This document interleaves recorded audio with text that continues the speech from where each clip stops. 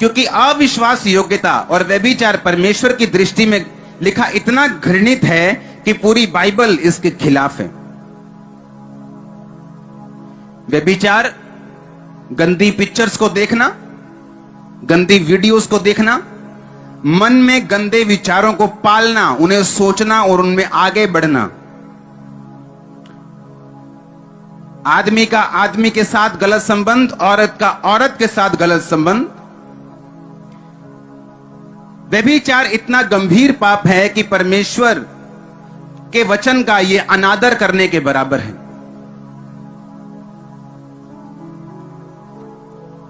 और परमेश्वर की 10 आज्ञाओं में से एक और यीशु मसीह की मत्ती की आज्ञाओं को तोड़ने के बराबर है। बाइबल में जितने भी पाप हैं, बाइबल कहती है कि व्यभिचार एक ऐसा इकलौता पाप है जो आप अपने शरीर के खिलाफ करते हो। लिखा, व्यभिचार करने वाला व्यक्ति अपने शरीर के खिलाफ पाप करता है। और बाइबल कहती है अगर आप अपने शरीर को खिलाफ पाप करेंगे, जहां पर पवित्र आत्मा रहता है, तो परमेश्वर इसका दंड आपको देगा। दुनिया में बहुत सारी ऐसी घटनाएं हैं जहां पर लोग इस व्यभिचार के कारण मर गए। और अगर आप ध्यान लगाएं, दुनिया में वो एड्स की बीमारी हो, वो और ऐसी कितनी गंभीर बीमारियां हैं जो इस व्यभिचार के पाप की वजह से लोगों को लगती हैं। वो मानसिक, शारीरिक और पैसे की कमी की प्रॉब्लम उनकी लाइफ में सदा रहती है। व्यभिचार एक ऐसा पाप है, अगर यह आपकी लाइफ में रहे तो नीति वचन 5 उसकी 1 आयत से मैं पढ़ूंगा। हे मेरे पुत्र, मेरी बुद्धि की बातों की ओर ध्यान दे, मेरी समझ की बातों की ओर कान लगा, जिससे तेरा विवेक सुरक्षित बना रहे और तू ज्ञान के वचनों को थामे रहे। क्योंकि पराई औरत के होठों से मधु शहद टपकता है, उसकी बातें तेल से भी अधिक चिकनी हैं, लेकिन उसका परिणाम नाग दोना सा कड़वा और 2 धारी तलवार सा पैना है। उसके पांव मृत्यु की ओर बढ़ते हैं, उसके पग अधोलोक तक पहुंचते हैं, इसलिए उसे जीवन का समथर पथ नहीं मिल पाता। उसके चाल चलन में चंचलता है, परंतु वह उसे आप नहीं जानती। परमेश्वर ने कहा कि पराई औरत जिसके होठों से मधु टपकता है, वो फुसलाने वाली है, वो अट्रैक्ट करने वाली है। लेकिन बाइबल कहती है ऐसे लोगों को जीवन का समथर पथ, यानी कभी भी उनका जीवन सीधा नहीं रहता। अगर आप व्यभिचारी लोगों को देखें, उनकी लाइफ में हमेशा ट्रबल रहेगा। या वो बीमार रहेंगे, लोग बोलेंगे हुई अख्तर मर गया, एकदम से मर गया। लेकिन वो ये नहीं देखते वो कितने बड़े व्यभिचार में, आप जानते भी नहीं है, आप सोच भी नहीं सकते जो वो लोग करते हैं।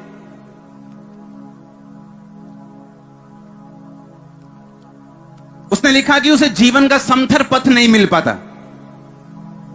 फिर बंदे सोचते हैं यार डोले शोले तो बहुत थे यार, ऐसा कैसे बीमारी हो गई। लोग सोचते हैं यार बड़ा पैसे वाला है, इसको ये ऐसा क्यों हो गया। लेकिन बाइबल कहती जो व्यभिचार में हैं उनको जीवन का सीधा रास्ता कभी नहीं मिल पाता। वो अपने बिजनेस में कभी सेट नहीं होते, क्योंकि सीधा रास्ता बाइबल होने नहीं देती। वो अपने परिवार में सीधे नहीं हो पाते, अपनी सेहत में सीधे नहीं हो पाते, अपनी सेवकाई में तक में सीधे नहीं हो पाते। ऐसी सेवकाई हैं जो बढ़ा ली मसे से, लेकिन करैक्टर ना होने की वजह से उन्हें गवा दिया। इस दुनिया में जब से दुनिया बनी है, जब से दुनिया बनी है, आज तक गॉड टीवी से बड़ा कोई क्रिश्चियन चैनल नहीं हुआ। पता है कि नहीं पता? उसकी शुरुआत पता है कहां से हुई? विश्वास से, दर्शन से, पैसों से नहीं। एक यंग लड़का, एक यंग लड़की, दोनों शादीशुदा, एक बस में बैठे हुए थे और उस बस में परमेश्वर का एक अनॉइंटेड मैन ऑफ गॉड बैठा था। और वो पास आके बोले, man of God please pray for us, हम गॉड टीवी खोलना चाहते हैं, एक ऐसा क्रिश्चियन नेटवर्क जो पूरी दुनिया में परमेश्वर के कामों को करेगा। उसने कहा कितने $1 मिलियन है तुम्हारे पास? उन्होंने कहा we don't have any dollar, we have faith, हमें विश्वास है, हमें पास डॉलर नहीं है, पैसा नहीं है। उसने कहा जाओ खुदावंद तुम्हारे साथ है, विश्वास चाहिए उसे। वो गॉड टीवी बढ़ा, इतना बढ़ा, इतना बढ़ा, इतना बढ़ा, दुनिया का हर अनॉइंटेड प्रीचर उस पे गया या जाना चाहता था। दुनिया में बेदारी के काम गॉड टीवी ने किए। एक दिन गॉड टीवी का जो मेन बंदा था, हेड था, वो पाप में गिर गया, उसको दूसरी औरत से प्यार हुआ। पाप में गिरने के बाद उसने गॉड टीवी को रिजाइन किया कि मैं गिर चुका हूं। चलो इतनी तो अकल थी उसमें कि पाप में जब गया तो उसने खुद रिजाइन कर दिया, नहीं तो लोग तो पाप में भी हाला लाला करते रहते हैं। और रिजाइन करके चला गया, उसकी वाइफ चलाने लगी, वाइफ से चला नहीं, उसके बाद वो गॉड टीवी किसी के हाथों में चला गया, क्योंकि उसे जीवन का समथर पथ नहीं मिल पाया। जैसे ही उसने परमेश्वर के वचन को तोड़ा, क्या परमेश्वर चाहते थे कि उसने इतनी मेहनत की, उसकी मेहनत खराब हो जाए? क्या चाहते हैं परमेश्वर ऐसा कि आप 10 साल चर्च आए, मसा कमाएं, सामर्थ कमाएं, इज्जत कमाएं और एक पाप में अपना सारा कुछ गवा दें? परमेश्वर तो ऐसा नहीं चाहते, लेकिन शैतान ऐसा चाहता है, क्योंकि शुरू से उसे मेहनत को व्यर्थ करने का एक लालसा है उसके अंदर। बाइबल कहती मुझ में की गई मेहनत व्यर्थ नहीं जाती, लेकिन मुझसे बाहर नहीं। और शैतान जानता है आपकी मेहनत व्यर्थ कैसे करनी, पाप में गिरा के। लिखा उसे जीवन का समथर पथ नहीं मिल पाता, उसे जीवन का सीधा रास्ता नहीं मिल पाता। जो लोग व्यभिचार में रहते हैं, पुराने नियम में लिखा था तुम व्यभिचार मत करना। अगर आप उसको ध्यान से पढ़ें पूरी आयत को, तो उसमें लिखा हुआ है अपनी फूफी के साथ मत सोना, अपनी परजाई, पंजाबी के अंदर हिंदी में क्या बोलते हैं, भाभी, अपनी भाभी के साथ मत सोना, अपनी सौतेली बहन के साथ मत सोना, किसी स्त्री के सामने कुदृष्टि मत डालना, मन में उसके साथ व्यभिचार ना करना, गंदी पिक्चर, मन के गंदे विचार, वीडियोस, ये काम तू मत करना। आपको क्या लगता है परमेश्वर ने आपको बोर करने के लिए ऐसा बोला? क्योंकि परमेश्वर जानता है कि ये शैतान के हथियार हैं, ताकि आपको जीवन का समथर, क्लीन, सीधा रास्ता ना मिल पाए, आप इधर उधर भटकते रहें, आपकी जिंदगी में शैतान काम करता रहे। ये शैतान की योजना थी। हालेलुया। बाइबल कहती है दाऊद की जिंदगी में व्यभिचार के अलावा पूरी दुनिया में, पूरी लाइफ में कोई पाप नहीं पाया गया, और उस पाप के दूरगामी परिणाम थे क्या? उसके घर में रेप हुआ, क्योंकि उसने भी एक तरह का रेप किया। उसके घर में तलवार चली, क्योंकि उसने बेतशेबा के पति को तलवार से मारकर उसे अपना कर लिया। नातान नबी आके बोलता है दाऊद तेरे पास, परमेश्वर कहता मैंने सब कुछ दिया और मैं और भी बहुत कुछ देने वाला था। व्यभिचार शैतान का एक हथियार था कि दाऊद की जिंदगी में इतना कुछ था, परमेश्वर कहता मैं अभी और भी देने वाला था। यानी परमेश्वर जब आपको चुनता है, अनएंडिंग ब्लेसिंग्स उसके दिल में आपके लिए रहती हैं। आप सोचते हैं अच्छा मेरे पास अब 100 एकड़ है, अच्छा मेरे पास अब 10 लाख लोग हैं। परमेश्वर कहता नहीं, तो शुरुआत है, मैं तो अभी बहुत कुछ देने वाला था, मैं तो अभी 1 करोड़ देने वाला था, मैं तो अभी तेरे को 5 करोड़ रूहें देने वाला था, ये तो अभी शुरुआत थी, मैं तो तेरे को और बड़ा बिजनेस देने वाला था, मैं तो तेरी चंगा करने वाला था। सोचो परमेश्वर आपसे क्या कहता होगा। और परमेश्वर ने कहा तूने बेतशेबा को अपना करके उसके पति को तलवार से मरवा दिया, इसलिए अब तेरे घर में भी तलवार चलेगी। और बाइबल कहती है उसके घर में तलवार चली, उसके अपने बेटे ने दूसरे सौतेले भाई को मार दिया, सौतेली बहन का रेप किया, और उस परिवार में खून हुए, और वो परिवार दाऊद के भी खिलाफ हुआ, फिर उसका खून हुआ, और ये खून चलता रहा, क्योंकि दाऊद ने व्यभिचार का पाप किया। उसे जीवन का समथर पथ नहीं मिला, माफी मांगने पर माफ कर दिया गया, लेकिन रास्ता सेम नहीं रहा। माफी मांगने पे मिल जाती, लेकिन अब रास्ता वो नहीं। जो आप सीधे रास्ते फगवाड़ा से लुधियाना जा रहे थे, अब आप सीधा नहीं जा पाएंगे, आपको होशियारपुर जाना पड़ेगा, गढ़शंकर जाना पड़ेगा, घूमना पड़ेगा, और फिर वहां आना पड़ेगा, क्योंकि ये आपने चुना, परमेश्वर ने नहीं। उसने कहा उसे जीवन का सीधा रास्ता नहीं मिल पाता जो लोग व्यभिचार करते हैं।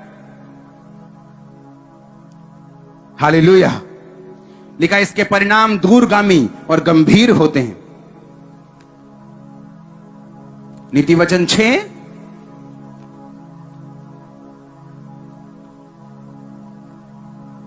मैं 23 से पढ़ूंगा, आप उसे 26 से देखेंगे। आज्ञा तो दीपक और शिक्षा ज्योति और सिखाने वाले की डांट जीवन का मार्ग है, ताकि तुझको बुरी स्त्री से बचाए और पराई स्त्री की चिकनी चुपड़ी बातों से बचाए। उसकी सुंदरता देखकर अपने मन में अभिलाषा ना कर, वह तुझे अपने कटाक्ष में फंसाने ना पाए, क्योंकि वैश्यागमन के कारण मनुष्य टुकड़ों का भिखारी हो जाता है। व्यभिचारिणी अनमोल जीवन का अहेर कर लेती है। मैं ऐसे लोगों को जानता हूं जिनकी जिंदगी में परमेश्वर की योजना थी कि उन्होंने सेवा करनी थी, यहां पे बड़े बड़े काम करने थे, लेकिन व्यभिचार के कारण मैंने उनको निकाला यहां से और वो घरों में बैठे अभी ऑनलाइन देख रहे होंगे। क्योंकि बाइबल क्या कहती है? व्यभिचारिणी अनमोल जीवन का शिकार कर लेती है। बोलो, शिकार कर लेती है। अहेर का मतलब होता है शिकार करना। कि जो व्यभिचारिणी ये जो आत्मा है, अगर आप प्रकाशित वाक्य में देखें तो व्यभिचार की एक स्पिरिट है। बाइबल कहती है एक दुष्ट आत्मा है जो हर वक्त परमेश्वर के दासों के पीछे और विश्वासियों के पीछे लगी रहती। आप नहीं जानते, मैं पूरी दुनिया घूमा हूं, मुझे मालूम है कौन रियल प्रॉफिट है, कौन रियल अपोस्टल है, कौन रियल पास्टर है, मुझे मालूम है। मैं जानता हूं लोग कितने धोखेबाज हैं, कितने व्यभिचारी हैं, कितने चोर हैं, मैं सब जानता हूं। और मुझे मालूम है एंड क्या होगा उनका। क्योंकि बाइबल कहती है व्यभिचारिणी अनमोल जीवन का शिकार कर लेती। लिखा, क्या हो सकता है कोई अपने छाती पर आग रख ले और उसके कपड़े ना जले? क्या हो सकता है कोई अंगारों पर चले और उसके पांव ना झुलसे? जो पराई स्त्री के पास जाता है वो ऐसा ही है, वरन जो कोई उसको छुएगा वो दंड से ना बचेगा।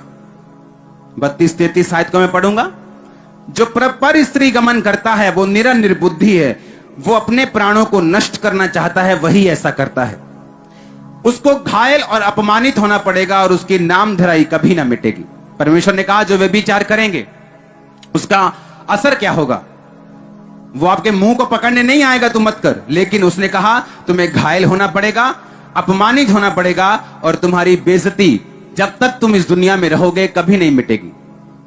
इमेजिन कर सकते हैं? कहता जब तक तुम इस दुनिया में रहोगे लास्ट टाइम तक वो बेइज्जती तुम्हें फॉलो करेगी। कभी तुम्हारे बच्चे से देगी, कभी तुम्हारे ताया से देगी, कभी तुम्हारे बिजनेस से देगी। हमेशा तुम्हारी इंसल्ट होती रहेगी जब तक तुम धरती पे रहोगे।